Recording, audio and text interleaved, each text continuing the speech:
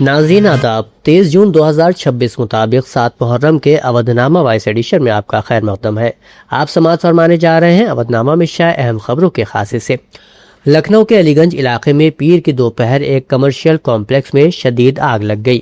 ذرائع سے موصول اطلاع کے مطابق اس حادثے میں تقریباً 15 لوگوں کی موت ہو چکی ہے۔ بتایا گیا ہے کہ یہ آگ عمارت میں چل رہے ایک کوچنگ سینٹر میں لگی، جس کے بعد پوری عمارت آگ کی زد میں آ گئی۔ اس عمارت میں پیٹ شاپ، لائبریری، گیمنگ زون اور کوچنگ سینٹر چل رہا تھا۔ ہلاک ہونے والوں میں زیادہ تر طلبہ شامل ہیں، جن کی عمریں 22 سے 24 سال کے درمیان بتائی جا رہی ہیں۔ حادثے میں جھلسنے والے 10 افراد کو علاج کے لیے ٹراما سینٹر منتقل کیا گیا ہے۔ صدر جمہوریہ دروپدی مرمو، وزیر اعظم نریندر مودی، کھڑگے، راہل گاندھی اور پرینکا گاندھی نے اس حادثے پر افسوس کا اظہار کیا ہے، جبکہ وزیر اعلیٰ یوگی آدتیہ ناتھ نے علی گنج میں پیش آئے آتش زدگی کے واقعے میں متعدد طلبہ و طالبات کی ہلاکت کے معاملے میں قصورواروں کے خلاف سخت کارروائی کرنے کی ہدایت دی ہے۔ وزیر اعلیٰ نے متوفیوں کے اہل خانہ کے لیے 5-5 لاکھ روپے اور زخمیوں کے لیے 50-50 ہزار روپے کی مالی امداد کا بھی اعلان کیا ہے۔ وزیر اعظم نریندر مودی نے social media platform X پر لکھا کہ لکھنؤ اتر پردیش میں آتش زدگی کے حادثے میں ہونے والی ہلاکتوں پر گہرا دکھ ہوا ہے۔ وزیر اعظم نے مزید لکھا کہ مرنے والوں کے لواحقین کو وزیر اعظم قومی امدادی فنڈ یعنی PMNRF سے فی کس 2 لاکھ روپے کی مالی امداد دی جائے گی، جبکہ زخمی افراد کو 50,000 روپے دیے جائیں گے۔ وہیں سماجوادی پارٹی کے قومی صدر اکھلیش یادو نے کہا کہ یہ ایک انتہائی افسوسناک واقعہ ہے، اس کے پیچھے کی وجوہات کی ایمانداری سے تحقیقات ہونی چاہیے۔ الہ آباد ہائی کورٹ کی لکھنؤ بینچ نے رام مندر میں عقیدت مندوں کی جانب سے دی گئی عطیات کی رقم کے مالیاتی انتظام میں مبینہ بے ضابطگیوں کی جانچ سے متعلق عرضی پر فوری سماعت کرنے سے انکار کر دیا ہے۔ عدالت نے واضح کیا کہ معاملے میں ایسی کوئی غیر معمولی صورتحال موجود نہیں ہے جس کی بنیاد پر اسے معمول کے طریقہ کار سے ہٹ کر ترجیحی بنیادوں پر سنا جائے۔ ایران اور امریکہ کے درمیان آج بروز پیر سوئٹزرلینڈ میں منعقدہ اجلاس صبح کے ابتدائی گھنٹوں میں ختم ہو گیا۔ مذاکرات میں اسلام آباد یادداشت مفاہمت کے تحت مذاکرات کو حتمی معاہدے تک لے جانے کے لیے متعدد میکانزموں پر اتفاق کیا گیا ہے۔ 100 منٹ پر مشتمل پہلی براہ راست مذاکراتی نشست میں امریکی وفد کی سربراہی نائب صدر JD وینس اور ایرانی وفد کی سربراہی parliament speaker Mohammad Bagher Ghalibaf نے کی۔ ایرانی لیڈر عباس عراقچی نے social media platform X پر ایک پوسٹ میں بتایا کہ پاکستان اور قطر کی انتھک ثالثی کی کوششوں کے نتیجے میں لبنان جنگ کے خاتمے کی جانب بڑی پیش رفت ہوئی ہے۔ تیل اور پیٹرو کیمیکل برآمدات پر عائد پابندیاں ختم کر دی گئی ہیں اور آبنہ ہرمز کی ناکہ بندی اٹھا لی گئی ہے۔ وزیر خارجہ عباس عراقچی نے کہا کہ ایران کے منجمد اثاثوں کا کچھ حصہ جاری کر دیا گیا ہے اور ایران کے لیے تعمیر نو اور ترقی کا ایک بڑا منصوبہ شروع کر دیا گیا ہے۔ عشر محرم کی 6 تاریخ کی مناسبت سے لکھنؤ میں آج امام بارگاہوں، عزاخانوں میں مجالس کا اہتمام کیا گیا، جن کو مختلف ذاکرین نے خطاب کیا۔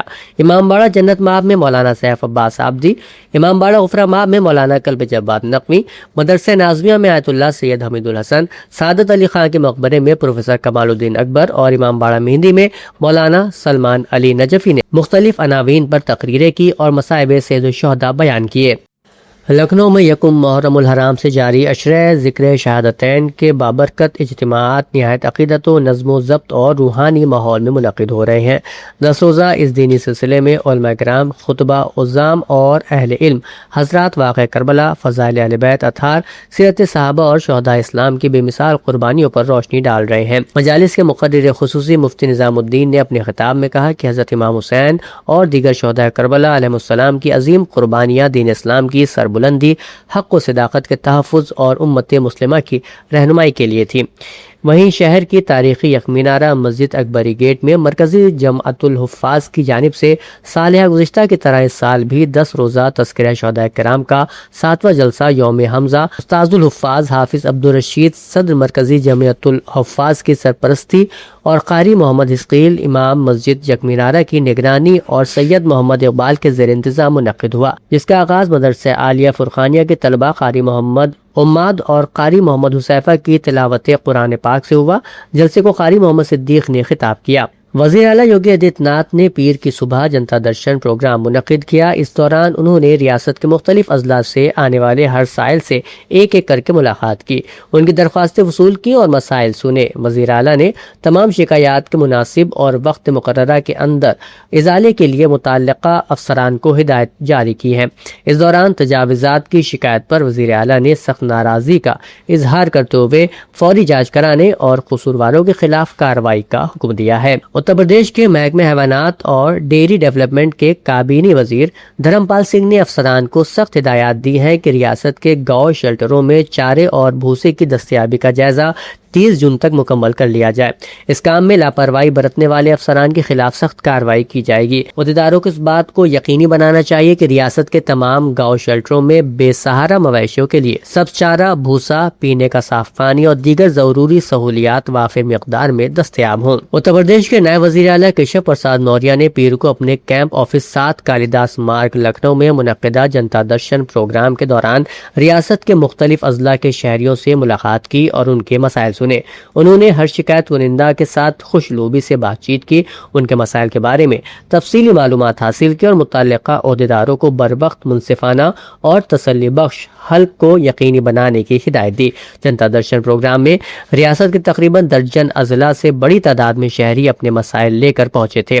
ڈپٹی چیف منسٹر نے ذاتی طور پر لوگوں سے رابطہ کیا اور سنجیدگی اور حساسیت کے ساتھ ہر شکایت کنندہ کی بات سنی۔ سماجوادی پارٹی کے قومی صدر اور سابق وزیر اعلیٰ اکھلیش یادو کی ہدایت پر ریاستی صدر شیام لال پال نے chief electoral officer Uttar Pradesh Lucknow کو ایک یادداشت پیش کرتے ہوئے مطالبہ کیا ہے کہ ضلع ایودھیا کے ایودھیا اسمبلی حلقے کے پولنگ بوتھ نمبر 222 میں نئے ووٹروں کے نام شامل کرنے کے لیے جمع کرائے گئے پی ڈی اے حامی تقریباً 150 فارم 6 غائب کر دیے گئے ہیں، جو ایک نہایت سنگین معاملہ ہے۔ اس کی جانچ کروا کر ذمہ دار افسران کے خلاف کارروائی کی جائے تاکہ ووٹر لسٹ درست اور شفاف بن سکے اور 2027 کے اسمبلی انتخابات آزادانہ، منصفانہ اور شفاف طریقے سے منعقد ہو سکے۔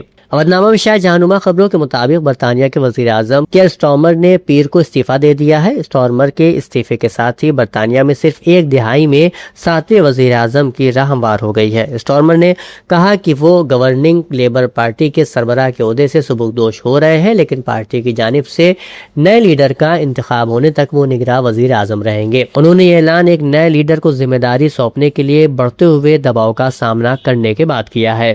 امریکی صدر ڈونلڈ ٹرمپ نے ایک انٹرویو میں کہا ہے کہ وہ چاہتے ہیں کہ شامی صدر احمد الشرع لبنانی حزب اللہ کے خلاف کارروائی کریں۔ امریکہ کے صدر ڈونلڈ ٹرمپ نے فاکس نیوز کو انٹرویو میں کہا کہ اسرائیل کو لبنان میں عمارتیں تباہ کرنے کے سوا کچھ نہیں آتا۔ حزب اللہ کے خلاف اسرائیلی کارروائیوں نے مایوس کیا ہے۔ صدر نے کہا کہ وہ چاہتے ہیں کہ شام کے صدر جنوبی لبنان میں داخل ہو کر حزب اللہ کے خلاف کارروائی کریں۔ اودھ نامہ میں شائع مضامین کو مکمل طور پر پڑھنے کے لیے اودھ نامہ .com پر وزٹ کریں۔